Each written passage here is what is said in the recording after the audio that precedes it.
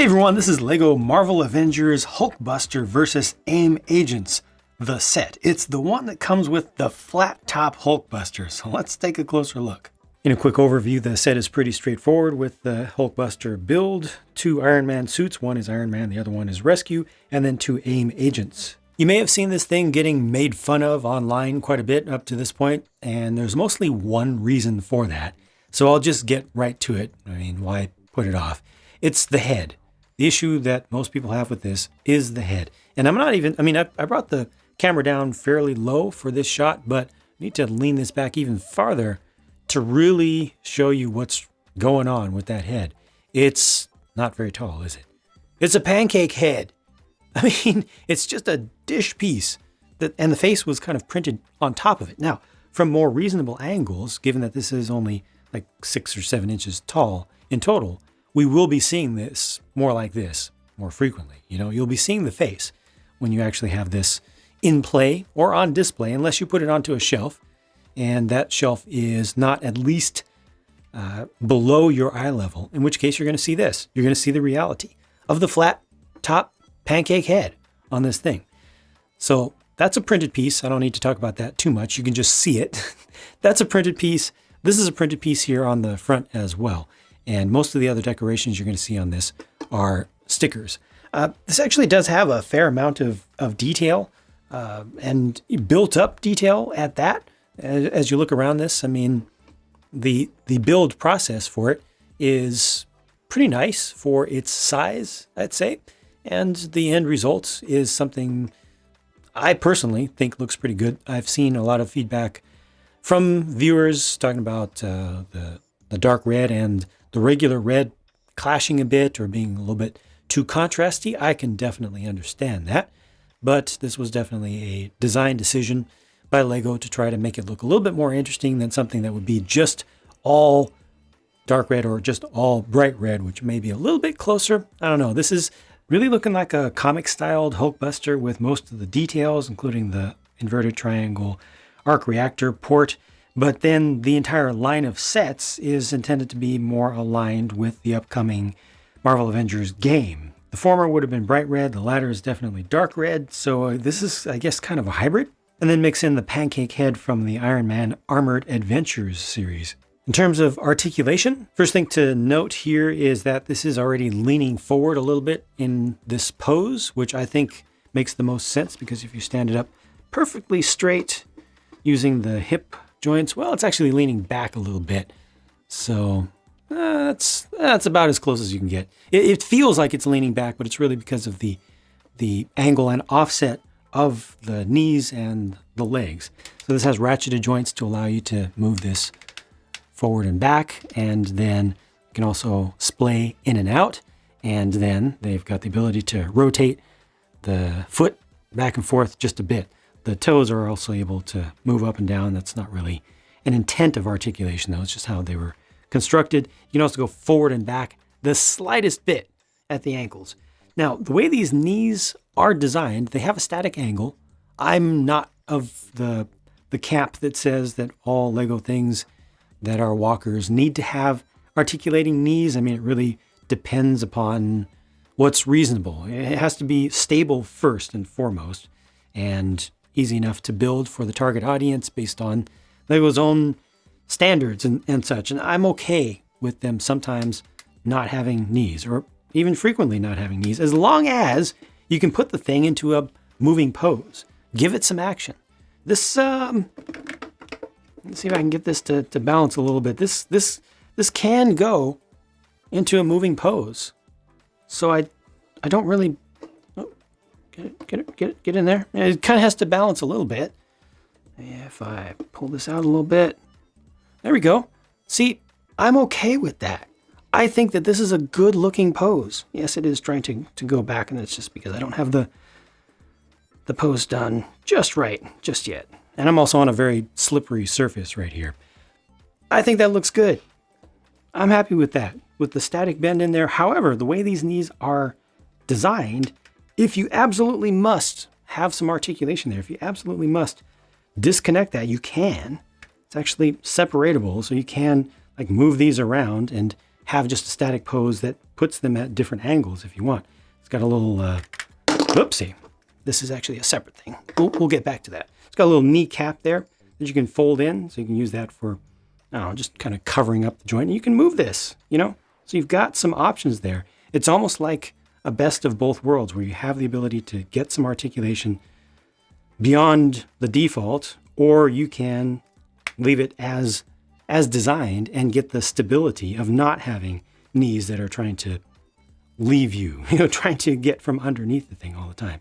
You already saw also that this does have hip articulation or waist articulation. That works out quite well. And then the arms, as you can see, are able to move forward and back at the shoulders. They also have the ability to splay in and out. You can move the pauldrons in and out a bit. There are separate assemblies that you do at the end. So there's plenty of room here. You can actually bring these up quite far. And then the elbows do work. So you have a good range there. You can actually overextend that. And the hands are identical from side to side. I mean, they're mirrored, but they're built with the same articulation. So you have the 3 fingers that can come in and out. A little blast bit there. You can actually move that out of the way or pull it off entirely if you want to bring the fist closed more. And it also has the thumb there. It's able to move in and out. You can also rotate that around to change its angle and its range of angles quite a bit. So there's a good amount of posability with this thing that's built in as it's designed. So I think overall, as a design, as a physical design, this is done pretty well, except for that pancake head, eh?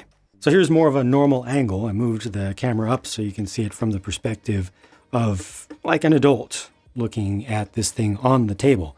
And you see what I mean about the face actually being rather visible, It's not as big of an issue as it looks like from the front, but it is still a funny design element. I do like the smoothness around here, the shaping. When you open this up, hey, there he is. Tony Stark's in there right now. And he has a console in front of him, some targeting and, displays about status and such, and that's just a sticker. This thing that fell off a minute ago is a removable turret. So it's a spot where you can have a partner or a helper also doing something. Or you can just imagine that the seat isn't there at all, or just pull the seat off if you want and use this as a turret that's just part of the suit. So you can just place that on either of the pauldrons. It just fits right there, rotates around on the single stud in the center of the 2x2 jumper. Bring it out to the side like that. That actually kind of works if you don't see it as being a manned separate turret, I think. See it as being something that just kind of folds out of the Hulkbuster suit. And yeah, it's just another thing. It does fall off easily though, quite easily. The other main build in the set is this A.I.M Agent's flight pack thing, which doesn't look bad. I mean, it's large, but I think it works. These are actually designed as flick fire missiles, so you can shoot these out if you want, or you can just see them as part of the propulsion system that's built in there. So I think it's a clever enough design, and it's easy enough to take all this off as just a single backpack.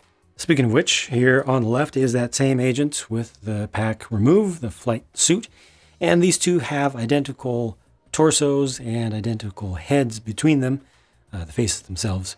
They've just changed up the accessories and given them different builds for their weapons. So this looks like I don't know if it's supposed to be a heavy blaster or a sniper rifle with a large monopod, like a stand-up sniper rifle kind of setup. But it's always nice to see weapons that are actually built up from Lego. This is a candlestick piece in black. Great color for that because it can be used for all sorts of different things. Nice to get the black color as well for the tranquilizer gun main mold. And here are their prints around the backs of the torsos, taking the heads off.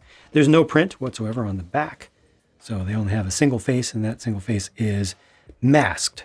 So again, they're identical, so both of them look like that. And then here are Iron Man and Rescue. And again, these are intended to be from the Marvel Avengers game that's coming up in September. 2020 is the expected release date for it. I think the torso, hip, and leg prints for Rescue here look fantastic. The ones for Iron Man, not too bad, but the helmet for Iron Man looks very plain to me, and it It's very difficult to shake the feeling that they've taken a step back by not including the two-piece helmets for Iron Man. I mean, this one definitely could use that same two-piece mold. Here again, I think the torso print on the back for Rescue looks better than Iron Man's. Just it has that depth to it, which feels like something a little extra, a little added on. So I don't mind that. I definitely like between these two. I like the choice or the use of this helmet piece for Rescue better. It works better with that print, while Iron Man is just looking a little chunky. Maybe like whatever materials that suit is made of need to be exercised just a little bit, Same. All right. There are the prints underneath, so just a reused Tony Stark there on the left from the MCU, and yeah, two faces for each. I think these work just fine. Last up, these are the leftover pieces, including a spare spring-loaded shooter bolt, and here's the spent sticker sheet, so you can see just how many stickers were used, most of them being just mirrored. Let's talk about value. This is 456 pieces for $40 US. I'm okay with that for the size of what's here in front of me on the table.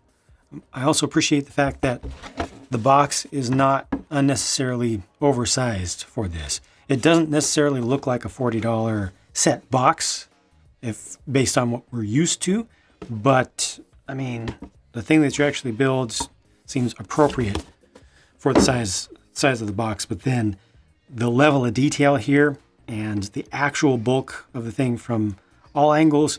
See, I would love to see this sold at $35, but I think that 40 feels okay. I'd love to see it at 35, honestly, but 40 doesn't feel like it's all that bad. So I think this is priced at least within a reasonable range. That head, yes, absolutely. Continue to make fun of it. It deserves all the fun that can be made of it. And it does not deserve to be defended, in my opinion. We've seen at least one actual view of the thing from the game, and it doesn't have a head like that. It doesn't have the Armored Adventures style of head, which even that in particular had the entire body, the entire torso slanted forward. So it was more like this all the time. You can make that happen with this by leaning it forward, but I don't think that's really the intent here. But it's not that bad, like I mentioned, like I showed, from most reasonable angles. Overall, I personally feel much better about this than I thought I would. I thought that the head would just ruin it for me entirely. It doesn't. I'll just bring it in closer just so you can get an idea of scale. People tend to appreciate that.